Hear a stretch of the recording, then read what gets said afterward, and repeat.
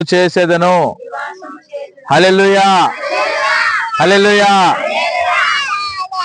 చూడండి, ఈ కీర్తన దీని అర్థం ఏంటంటే యెహోవా నా కాపరి అంటే దేవుడు నన్ను కాపాడేవాడు అని అర్థం.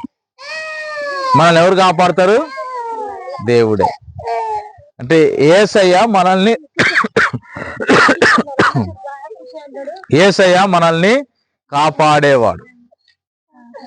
యెహోవా నా కాపరి, నాకు లేమి కలుగదు. లేమి అంటే అర్థం ఏంటంటే ఏది తక్కువ కాదు అని అర్థం.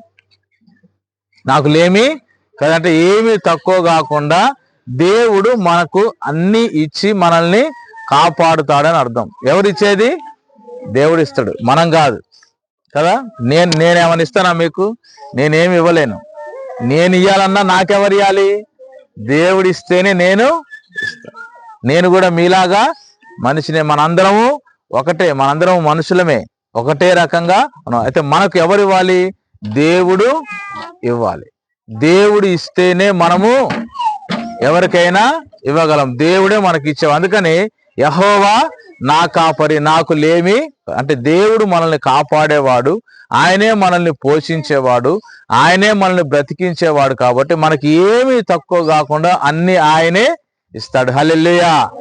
అన్ని ఆయనే ఇస్తాడు కాబట్టి ఆయనకు స్తోత్రం చెప్పాలి. హల్లెలూయా. కాబట్టి ఆయన మనకు ఉన్నంత వరకు, దేవుడు మనకు తోడుగా ఉన్నంత వరకు మనకి ఏది కూడా తక్కువ కాదు.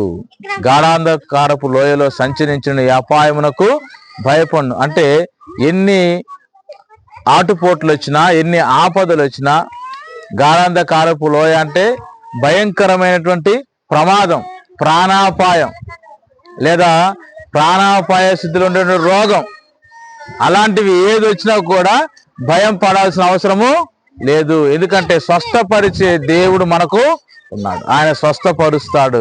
కాబట్టి మనం భయపడవలసిన అవసరం లేదు.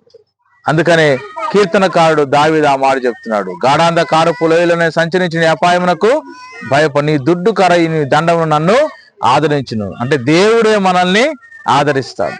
నీవు భయపడుతున్నావు అనుకో, బిడ్డ భయపడకు, నేను నీకు తోడై ఉన్నాను అని చెప్పి దేవుడు చెప్తాడు. అయితే మనము ప్రతి దినము ప్రార్థన చేసుకొని దేవుడి సన్నిధిలో నిద్రపోవాలి, ప్రార్థన చేసుకోవాలి. ఈ కీర్తన మీకు గుర్తున్న వరకు చెప్పుకోండి. యెహోవా నా కాపరి, నాకు లేమి కలుగదు. ఈ మాట చెప్పండి ముగిస్తే. యెహోవా నా కాపరి, నాకు లేమి కలుగదు. ఇది గుర్తుపెట్టుకోండి. మీకు గుర్తొచ్చినప్పుడల్లా, దేవుని స్తుతించినప్పుడల్లా ఈ మాట చెప్పండి. ఏం చెప్పాలి? యెహోవా నా కాపరి, నాకు లేమి కలుగదు. అది అనుకొని ప్రార్థన చేసుకొని శుభ్రంగా పడుకోండి. దేవుడే అన్ని మీకు అనుగ్రహిస్తాడు. మీకు ఏమి రోగం కలగకుండా, ఏ సైతాన్ని మీ దగ్గరకు రాకుండా, ఏ దెయ్యం మీ దగ్గరకు రాకుండా దేవుడు మిమ్మల్ని కాపాడుతాడు. ఒకసారి హల్లెలూయా చెప్పి ముగిద్దాం. హల్లెలూయా. జకర్యా ప్రార్థన చేస్తాడు.